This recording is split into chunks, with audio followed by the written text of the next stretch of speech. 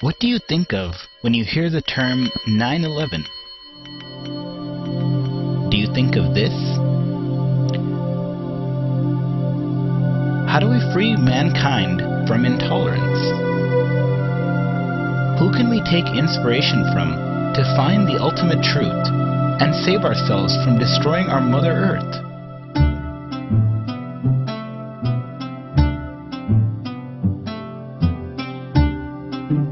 Does India have something to contribute to the crisis that is facing humanity?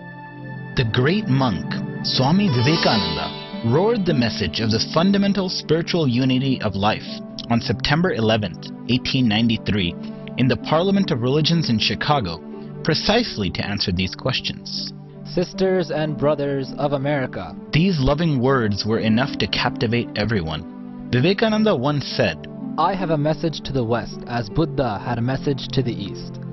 I shall not cease to work.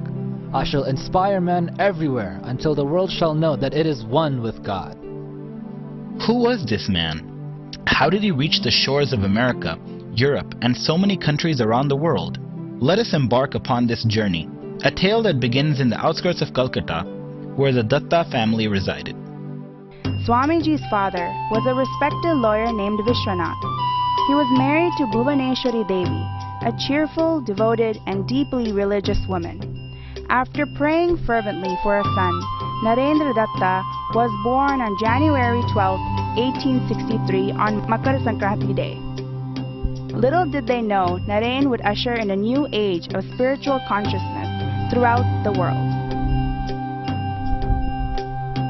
Naren was a sweet child, but also had incredible energy and was prone to fits of restlessness at the tender age of 3. His family had a hard time getting him to calm down, and his mother could only calm him by pouring cold water on his head and chanting the name of Shiva in his ear. He needed 2 nurses just to take care of him. Naren also had a great affection and fancy for wandering monks. He would always give anything he had to a sadhu asking for alms, and once gave away his own dhoti as he had nothing else with him. Even after being locked up in his room, he would throw things from his window to traveling sadhus as an offering to them. By age 8, he was in 2nd standard, attending the Metropolitan Institute of Pandit Ishwar Chandra Vidyasagar. However, studying was hardly something Naren had to spend a lot of time in, so he spent much of his time in other activities. Occasionally, he would gaze off into space, drifting seemingly into some other world, and would proclaim by reading his own palms that he was destined to become a monk. He had a spirit of adventure and fearlessness, and once spent many hours on a tree to prove that no ghost existed in it, as an old man nearby had told him. He later said, Do not believe a thing because you have read it in a book. Do not believe a thing because another has said it is so. Find out the truth for yourself. That is realization. Naren attended the Scottish Church College between 1881 and 1884. He grew more intellectual in nature and joined the Brahmo Samaj, a Hindu social reform organization that protested against certain orthodox practices in Hinduism. Dissatisfied with mere intellectualism, the desire to know the ultimate truth and to know God became stronger. He asked many people whether they had seen God, but no one gave a satisfactory answer to him. One of his professors mentioned that the great saint, Sri Ramakrishna Paramahamsa, was not too far away, so Naren and 2 of his friends decided to go meet him. The meeting was a strange one, with Sri Ramakrishna talking to Naren as though they had known each other for years. Naren immediately asked the question as to whether Sri Ramakrishna had seen God, and he replied, Yes, I see him just as I see you here, only in a much more intense sense. If one weeps sincerely for him, he surely manifests himself. Naren was totally taken by Sri Ramakrishna's direct response. He knew that there was something special to him in spite of the fact that his intellectual side had some trouble completely believing him. Yet it was not long before Naren would completely surrender himself to this wise sage. After completing college, he was drawn back to Ramakrishna and grew tremendously under his guide. His spiritual training went on for over 4 years, and included fun and frolic, as well as intense discussions and teachings of Vedanta, Bhakti Yoga, and Jnana Yoga. By 1885, Sri Ramakrishna was tragically diagnosed with throat cancer, and everyone knew that his end was not far away. Narayan's meditation intensified at this time, and just before Sri Ramakrishna's passing, Narayan had his first experience of Nirvikalpa Samadhi, the total dissolution of oneself into the Brahman or Supreme Divinity. Just before passing away, Sri Ramakrishna passed out saffron robes for all disciples and established Narayan as the next head of the Ramakrishna order. Although all the disciples were in deep mourning when Sri Ramakrishna passed away in 1886, they knew that they had been extraordinarily fortunate to have partaken in his life and teaching. By 1887, Narayan and the remaining disciples established a mutt or monastery at Baranagar near Calcutta, where he gave each of them new names as monks. Amongst them was Gangadhar, who received the name Swami Akhandananda. Swami Akhandananda later became the guru of Sri Guruji Golwalkar, the second head of Rashtriya Swayamsevak Sangh. Although Narayan initially took the name of Swami Vivedhishananda, it was rarely used, and he eventually took the name of Swami Vivekananda. In 1888, Swamiji began to travel across various parts of India. During his visit to Rajasthan, he met Mangal Singh, a local king who firmly believed that worshipping a stone or an idol was foolish. Swamiji knew that there was no way to intellectually convince him otherwise, so he asked the king's minister to take a picture of the king that was hanging on the wall and spit on it. The minister was shocked by the suggestion and immediately refused to do so. Vivekananda said to the king, "See, Your Highness, though this is not you in one sense, in another sense it is you. One glance at it makes them see you in it. Thus it also is with the devotees who worship stone images of gods and goddesses." This was the bold and direct way of Swamiji that brought a change in everyone he met. It was here in Rajasthan that Swamiji met the Raja of Khetri, who gave him the name Vivekananda. Afterwards, he visited Gujarat and traveled through many parts of South India as well. During his journey, he had seen in great depth the kind of poverty, hunger, and degeneration of our ancient Hindu practices all over India. He eventually reached the shores of Kanyakumari, where in frustration, he dove into the water and swam to a large rock, where he meditated for 3 days. Why had India reached this state? In his meditation, he realized, India shall rise only through a renewal and restoration of that highest spiritual consciousness that has made her at all times the cradle of nations. He knew that this could only be done, however, by inculcating a spirit of service and by uplifting India's downtrodden masses. But how could he take this message to everyone? In this moment of calling, he looked out to the ocean and realized he would have to go to the west to spread the message of Vedanta. On May 31st, 1893, with the help of money collected by the Raja of Khetri and other disciples, Swami Vivekananda set sail for America by ship.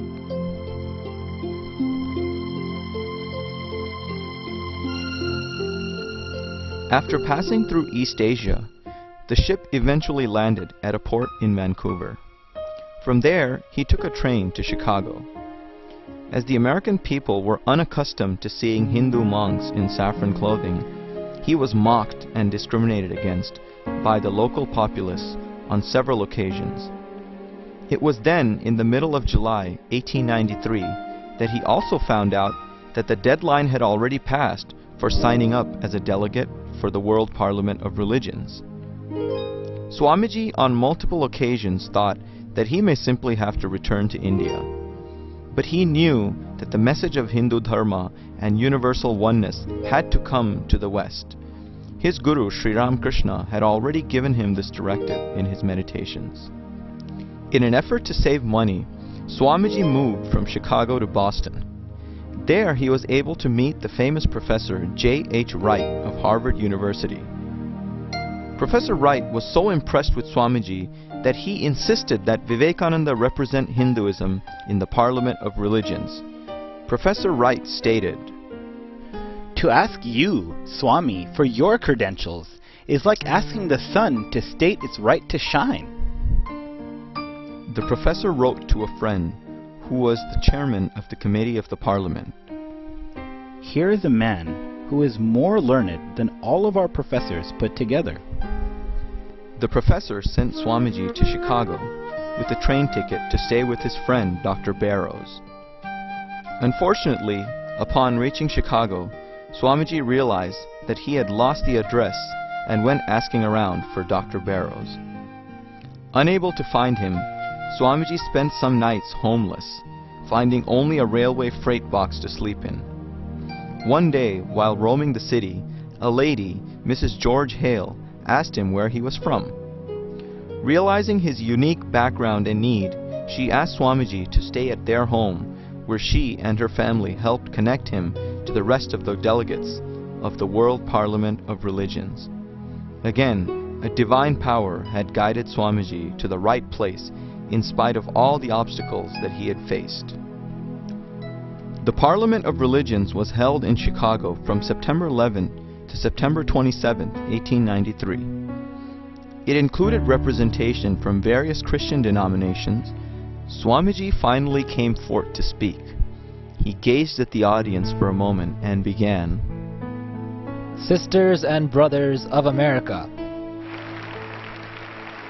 Just with that, the whole audience rose up, shouting their applause.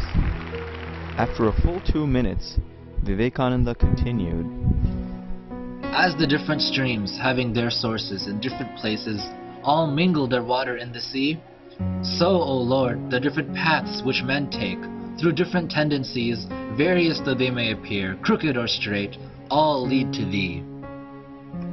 Later on during the Parliament, he said, The Hindu refuses to call you sinners. Ye are the children of God, the sharers of immortal bliss, holy and perfect beings.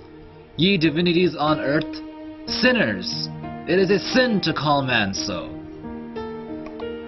The New York Herald wrote, Vivekananda is undoubtedly the greatest figure in the Parliament of Religions. After hearing him, we feel how foolish it is to send missionaries to this learned nation. Swamiji's words reflected his direct experience of the divine and thus penetrated deep into the minds of his audience. Swami Vivekananda had captivated America. His sheer earnestness, sincere emotion, and spirit of universality took the Parliament by storm. His popularity was described aptly by the Boston Evening Transcript, a local newspaper, which stated, 4,000 people in the Hall of Columbus would sit smiling and expectant, waiting an hour or two of other men's speeches, to listen to Vivekananda for 15 minutes. The chairman knew the old rule of keeping the best until last. News of Swamiji's popularity spread to India as well. Editorials by various American writers praised Swamiji's unique contribution, even thanking India for having sent him to Chicago. Swamiji's doors were now open to travel about, as he was invited to speak in a variety of public events. He was invited to the homes of many prominent and wealthy individuals, especially near Chicago and the East Coast. Mr. John D. Rockefeller, the famous industrialist, met Swami Vivekananda in Chicago. During their conversation, Vivekananda tried to inspire him into social action and told him that although he was a rich man, he was not the owner of the money he earned. Rockefeller was visibly annoyed. Swami explained to him that he was a trustee of the money and his duty was to do good to the world. Rockefeller did not seem to be impressed. A few days later, he returned with a changed mind and heart. In his hand was a document that had his plans to donate money by creating public institutions. This was Rockefeller's first large donation to public welfare. Later, as the richest man in the world, he would also become a legendary philanthropist who would go on to define the structure of modern philanthropy. Swamiji continued to tour various parts of America, including Wisconsin, Michigan, Iowa, and other parts of the Midwest. He sometimes would be mistaken as an African American, and would be rejected stay in hotels or barbershops. Upon finding out the next day in a newspaper who Swamiji was, they would go to him and apologize. Later on, when a Western disciple asked Swamiji how come he didn't explain who he was, Swamiji replied, What? Rise at the expense of another? I did not come to earth for that. Swamiji even faced a situation where he was invited to a small town in the Midwest, where upon commencing his speech, some in the audience proceeded to fire bullets past him to scare him off. But Swamiji continued unperturbed, and the cowboys who shot the bullets called him a right good fellow, since he didn't show any fear throughout the ordeal. By 1895, Vivekananda had set up a private lecture class in New York, where he discussed different spiritual paths, particularly on Jnana Yoga and Raja Yoga. He then traveled to England and had a lecture tour there as well. During the winter of 1895, Swamiji met Nikola Tesla, the father of electricity and a well-known scientist. Tesla had attended some of Swamiji's talks during the Parliament of Religions and was keenly interested in the Vedantic perspective on the relationship between energy and matter. Swamiji mentioned clearly in this context that, I have myself been told by some of the best scientific minds of the day how wonderfully rational the conclusions of Vedanta are. I know one of them personally, who scarcely has time to eat his meal or go out of his laboratory, but who yet would stand by the hour to attend my lectures on the Vedanta. For, as he expresses it, they are so scientific, they so exactly harmonize with the aspirations of the age and with the conclusions to which modern science is coming at the present time. in England, Swamiji met Margaret Noble, who became his disciple and took the name Sister Nivedita. She was a rare example of a woman with a deep spiritual quest, as well as a profound love and compassion for the people of India. During this time, Swamiji also sent a series of letters to his disciples, as well as brother disciples in Baranagar, to develop a movement wherein spirituality would not just be about one's own salvation, but about serving mankind. In one letter to his brother disciple, he stated, "You have renounced everything. Come, now is the turn for you to banish the desire for peace too. Don't worry in the least, heaven or hell, don't care for anything, but go, my boy, and spread the name of the Lord from door to door. It is only by doing good to others that one attains to one's own good, and it is by leading others to bhakti and mukti that one attains them oneself." These words provided the inspiration that ultimately led to the founding of the Ramakrishna Mission. By 1897, Swami Vivekananda left America and arrived in Colombo, Sri Lanka. He was given an ecstatic welcome there by thousands of people. His voyage continued through India and was filled with earnest devotees and people waiting to hear Swami Vivekananda's inspiring words. He spoke on the great spiritual heritage of India, as well as the need for the social upliftment of India's masses. He said, "Service to humanity is service to God." The series of lectures he gave through this journey gave rise to the book From Colombo to Almora, which encompassed the patriotic fervor and spiritual intensity that he charged everyone with. In 1899, Swamiji took a second trip to America, visiting the West Coast and establishing Vedanta societies in San Francisco and New York. He also visited Europe as well as Japan, attending various conferences on religion. By 1901, he returned to India. Tragically, his health was declining severely due to asthma and diabetes, and he had told several people that he would not live to be 40. Swamiji passed away, attaining Mahasamadhi on July 4th, 1902 while he was meditating, and was cremated on the banks of the Ganga. Swami Vivekananda's life was a tribute to Hindu Dharma, a dedication to the spirit of universal peace, and an inspiration for all. He spoke both of the need to develop an indomitable will in the face of difficulty, as well as the need to imbibe deep humility and serve your fellow human being. Few have inculcated both qualities so completely and manifested it into their lives as a role model for all to come. Come, join Hindu Swayamsevak Sangh in celebrating this year, the 150th birth anniversary of Swami Vivekananda, to spread his message and imbibe his spirit of selfless service within each other.